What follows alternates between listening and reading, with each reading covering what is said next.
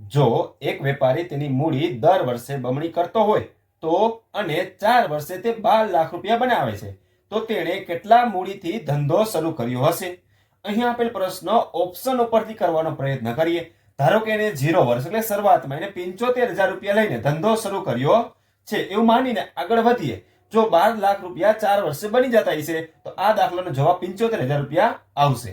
તો એક વર્ષના અંતે એની પાસે ડબલ રૂપિયા થવાના છે એટલે 1.5 લાખ રૂપિયા થઈ જશે, 75,000 ના બમણા. હવે 2 વર્ષના અંતે એની પાસે કેટલા રૂપિયા થશે? તો કે 1.5 લાખના ડબલ 3 લાખ રૂપિયા થઈ જશે. ત્યારબાદ 3 વર્ષના અંતે તેની પાસે 3 લાખના ડબલ 6 લાખ રૂપિયા થઈ જશે અને 4 વર્ષના અંતે તેની પાસે 6 લાખના ડબલ 12 લાખ રૂપિયા થઈ જશે. જે રકમમાં આપેલું છે 4 વર્ષના અંતે 12 લાખ રૂપિયા થશે તો એને ધંધો 75,000 રૂપિયા લઈને શરૂ કર્યો હશે. એક સંખ્યા 5 કરતા જેટલી વધુ છે તેટલી જ 19 એના કરતા વધુ છે તો તે સંખ્યા શોધો. અહીં બે સંખ્યા 5 અને 19 આપેલી છે. એની વચ્ચે કોઈ એક એવી સંખ્યા ગોતો કે બંને વચ્ચેનો ગેપ સરખો રહે.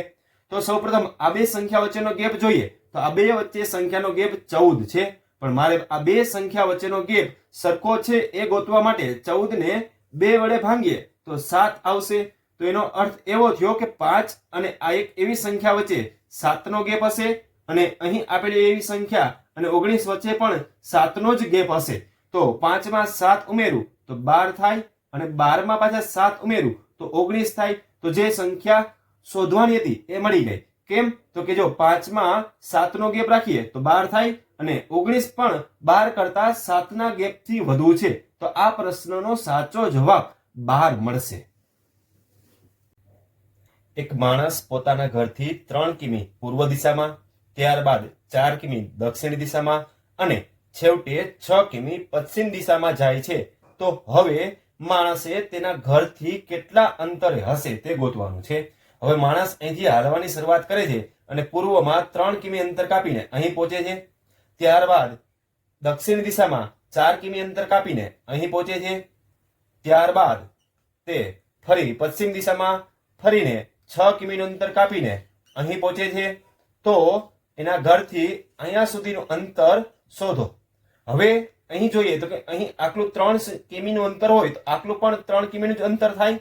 તો તે જ રીતે જો ટોટલ 6 કિમી અંતર હોય એમાંથી આ 3 કિમી અંતર કાઢી નાખીએ તો અહીંથી લઈને આટલું અંતર 3 કિમીનું થશે.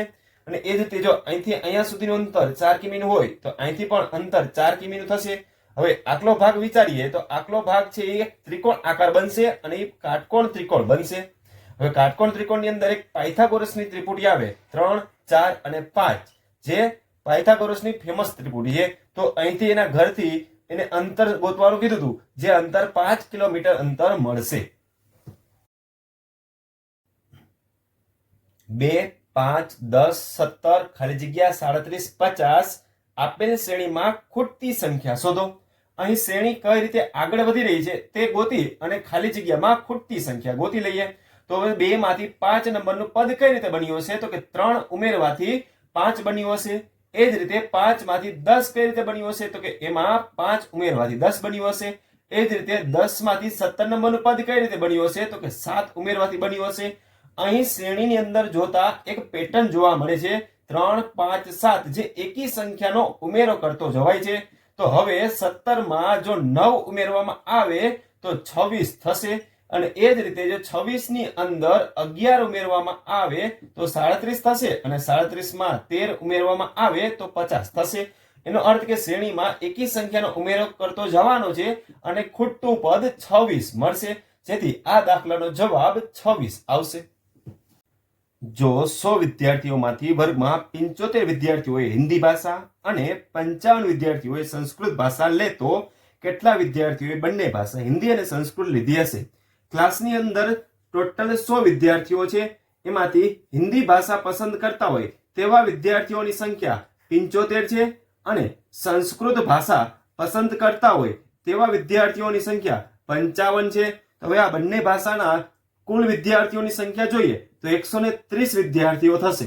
પણ ક્લાસની અંદર તો 100 જ વિદ્યાર્થીઓ છે તો 130 વિદ્યાર્થીઓ આવ્યા ક્યાંથી? તો એનો અર્થ એવો થયો કે 30 વિદ્યાર્થીઓ એવા હશે કે એને હિન્દી અને સંસ્કૃત બંને ભાષા સાથે રાખી હશે. કેમ? તો કે 130 માંથી 100 બાદ કરી દઈ તો 30 વિદ્યાર્થીઓ મળે છે જે બંને વિષય પસંદ કરીને રાખેલો હશે. તો આ દાખલાનો જવાબ 30 આવશે. નીચે આપેલ વિકલ્પો પૈકી કઈ સંખ્યા એવી છે કે જે વર્ગ અને ઘન બંને દર્શાવતી હોય? અહીં 4 સંખ્યાઓમાંથી એવી સંખ્યા ગોતો કે જે કોઈ સંખ્યાનો વર્ગ પણ હોય અને ઘન પણ હોય. તો અહીં ચેક કરીએ. 8 છે એ 2 નો ઘન થશે, એ કોઈનો વર્ગ થતો નથી. એ રીતે 16 છે એ 4 નો વર્ગ થશે પણ કોઈ સંખ્યાનો ઘન નહીં થાય. 32 એ નથી કોઈનો વર્ગ કે નથી કોઈનો ઘન. 64 જોઈએ તો 64 એ 8 નો વર્ગ થશે અને 4 નો ઘન થશે. તો અહીં પ્રશ્નની અંદર જે જવાબ શોધવાનો હતો એ જવાબ 64 થશે, જે 8 નો વર્ગ અને 4 નો ઘન થશે. સંખ્યા 11 નો વર્ગ શોધો. અહીં 11 નો વર્ગ શોધવાનો છે, એનો અર્થ કે 11 ની 2 ઘાત નો જવાબ શોધો. તો 11 ની 2 ઘાત એટલે 11 ગુણ્યા 11 કરવાથી 11 નો વર્ગ મળે. તો 11 ગુણ્યા 11 કરીએ તો 121 આવે, જે 11 નો વર્ગ છે. આ દાખલાનો જવાબ 121 આવશે. 1156 નું વર્ગમૂળ શોધો. 1156 નું વર્ગમૂળ શોધવા માટે એક શોર્ટ રીતની મદદથી આ સંખ્યાનું વર્ગમૂળ શોધી શકાય. હવે શોર્ટ રીત એવી છે કે જો અહીંયા પાછળથી 2 સંખ્યાની એક જોડી બનાવવાની અને આગળની 2 સંખ્યાની એક જોડી બનાવવાની અને 56 ની જગ્યાએ કોઈ એવો અંક લખશું અને 11 ની જગ્યાએ કોઈ એવો અંક લખશું જે 1156 નું વર્ગમૂળ આવશે. તો આ 56 ની જગ્યાએ એક એવો અંક લખવાનો છે. હવે એ અંક કયો લખવાનો છે? તો એના માટે એક રીત છે કે 1 થી 10 સંખ્યાની અંદર એવી કઈ સંખ્યા છે જેનો વર્ગ કરતા એનો એકમનો અંક 6 આવે.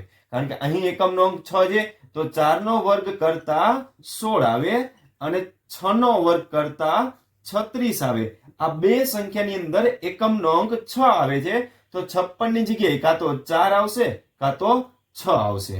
હવે 11 ની જગ્યાએ એક એવો અંક ગોતવાનો છે. હવે 11 છે એ કઈ 2 સંખ્યાના વર્ગની વચ્ચે આવે? તો 11 છે એ 3 નો વર્ગ અને 4 નો વર્ગ કરો, એ બે વચ્ચે 11 આવે. તો 3 નો વર્ગ 9 થાય, 4 નો વર્ગ 16 થાય. આ બંને વચ્ચે 11 આવે. હવે આ બંને વચ્ચે 11 આવે છે તો 11 ની નજીક કોણ થશે? 9 થશે કે 16 થશે? તો 11 ની નજીક 9 થશે, તો 9 ની જગ્યાએ 3 આવશે. હવે આ 2 સંખ્યામાંથી કઈ સંખ્યા આનું વર્ગમૂળ દર્શાવે છે? તો એના માટે નક્કી કરવું પડશે.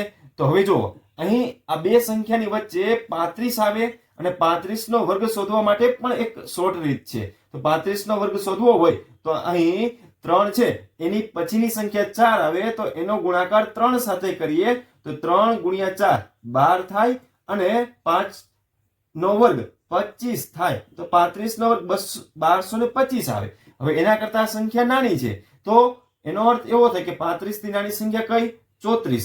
તો 1156 નું વર્ગમૂળ 34 આવશે. અને જો ઈ ન ખબર હોય તો અહીં આપેલા ઓપ્શન ઉપરથી જોઈએ તો એવો એક પણ ઓપ્શન નથી કે 36 હોય. તો સીધે સીધું કહી શકાય કે આ પ્રશ્નનો જવાબ 34 હશે.